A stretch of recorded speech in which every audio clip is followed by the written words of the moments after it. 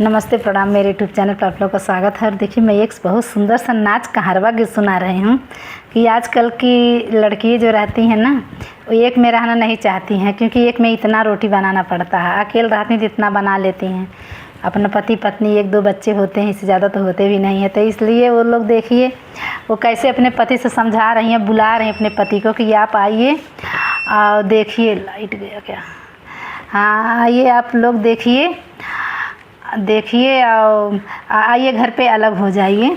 तो सुनिएगा आप लोग गाना के माध्यम से। बहुत बढ़िया, बहुत सुंदर गाना है, आप लोग सुनिएगा। फोनवा में दुख अपन कही के सुनाइला, सुनिए राजा जी।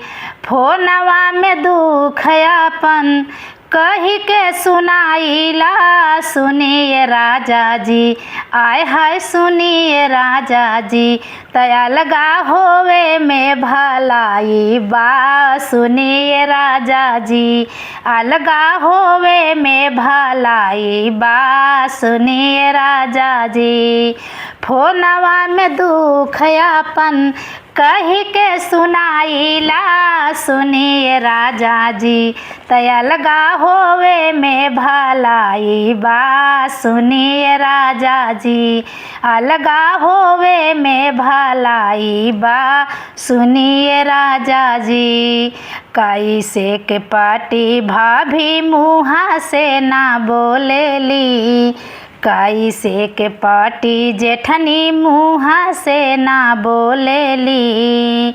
मुँहा से ना बोलेली हो, मुँहा से ना बोलेली। गाँव घर जाई जाई हमर दुखवा रोवेली। कैसे पाटी भाभी तोहर मुँहा से ना बोलेली। गाँव घर में जाई जाई हमरे दुखवा गावेली। अरे बढ़ल बा मानवन कर, बढ़ल बा मानवन कर, सासू के ढिलाई बा, सुनिए राजा जी। बढ़ल बा मानवन कर, सासू के ढिलाई बा, सुनिए राजा जी। तया लगा होवे में भलाई बा, सुनिए राजा जी। अलगा होवे में भलाई बा, सुनिए राजा जी। फोनवे में दुख अपन, फोनवे में दुख अपन कही के सुनाइला, सुनिए राजा जी। तया लगा होवे में भलाई बा, सुनिए राजा जी। तया लगा होवे में भलाई बा, सुनिए राजा जी। तू का जन राजा अपने घरवा के ना खड़ा, आगे का बताई राजा आजू गाड़ी पकड़ा।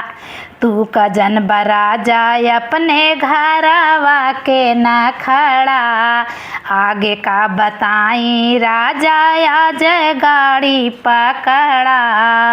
इधर सास, अरे इधर मोर सास मारेली, उधर गोतिन मारेली। इधर सास मारेली, उधर गोतिन मारेली। केतना हम सही राजा, केतना हम सही राजा, घर में विपतिया, सुनाए राजा जी। केतना हम सही राजा, केतना हम सही राजा, घर में विपतिया, सुनाए राजा जी। तया लगा होवे में भलाई बा, सुनाए राजा जी। अलगा होवे में भलाई बा, सुनाए राजा जी। फोनवा में दुख अपन, फोनवा में दुख अपन कही के सुनाइला, सुनिए राजा जी। तया लगा होवे में भलाई बा, सुनिए राजा जी। अलगा होवे में भलाई बा, सुनिए राजा जी।